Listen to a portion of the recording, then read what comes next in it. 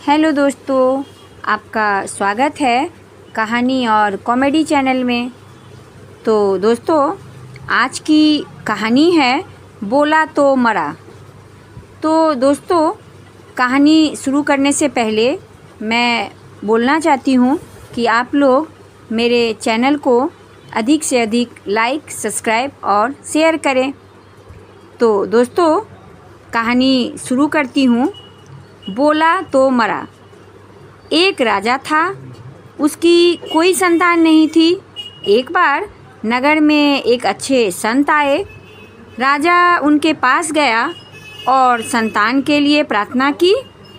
संत ने कहा कि राजन, तुम्हारे भाग्य में संतान लिखी ही नहीं है, तो इस विषय में मैं कुछ नहीं कर सकता। राजा ने जब ये सुना तो उदास मन से वहाँ से लौट पड़ा। रास्ते में उन्हीं संत का एक शिष्य मिल गया। शिष्य ने पूछा कि महाराज, आप यहाँ कैसे आए? राजा ने कहा कि मैं संतान की कामना से आया था, पर काम हुआ नहीं। शिष्य ने कह दिया कि चिंता मत करो, आपकी संतान हो जाएगी। राजा प्रसन्न होकर महल में लौट आया। इधर गुरुजी को मालूम हुआ तो वे शिष्य पर बड़े नाराज हुए और बोले कि राजा के भाग्य में संतान योग्य है ही नहीं, तुमने संतान होने की बात क्यों कह दी? शिष्य बोला कि क्या करूं गुरुजी, मेरे मुंह से निकल गया। गुरुजी ने कहा कि अपने वचन के कारण अब तुम्हें ही राजा के घर पुत्र बनकर जन्म लेना पड़ेगा। अब बेचारा शिष्य करे भी तो क्या। समय पाकर राजा के घर एक पुत्र का जन्म हुआ। पुत्र सब शुभ लक्षणों से संपन्न था, पर उसमें एक दोष था कि वह मुंह से कुछ बोलता ही नहीं था। राजा ने अच्छे अच्छे वैद्यों को दिखाया, पर कोई लाभ नहीं हुआ। राजा ने घोषणा कर दी कि जो व्यक्ति राजकुमार से बुलवाएगा उसको 1,00,000 रुपये इनाम दिए जाएंगे। अनेक व्यक्ति आए, उन्होंने तरह तरह के उपाय किए, पर कोई भी राजकुमार से बुलवा नहीं सका। समय बीतता गया, राजकुमार बड़ा हो गया। एक दिन राजा के आदमी राजकुमार को वन में घुमाने ले गए। वहाँ एक शिकारी बैठा था और पक्षी को खोज रहा था कि कोई पक्षी दिखाई दे तो उसको मारूं। इतने में एक पेड़ पर बैठा पक्षी बोल पड़ा। शिकारी की दृष्टि उस पक्षी की तरफ गई और उसने उस पक्षी को मार गिराया। यह देखते ही राजकुमार के मुंह से निकल पड़ा, बोला तो मरा। यह सुनते ही राजकुमार के साथ आए आदमी सब बड़े खुश हो गए कि आज तो राजकुमार बोल गया।